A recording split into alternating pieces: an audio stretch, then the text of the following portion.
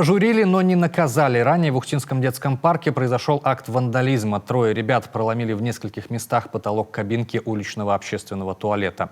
Хулиганов зафиксировали камеры видеонаблюдения. Директор Центра творчества имени Корчевского, к которому и относится территория парка, выступил в соцсетях с обращением к юным вандалам. Он попросил ребят выйти на связь, признаться в содеянном и добровольно возместить ущерб. К счастью, молодые люди так и поступили. Это оказались учащиеся 2 школ города. Вышли на меня один из школьников, сказал, что это мы, да, и так далее. Но мы договорились о встрече. Встреча прошла в понедельник в этом кабинете. Присутствовал один из родителей.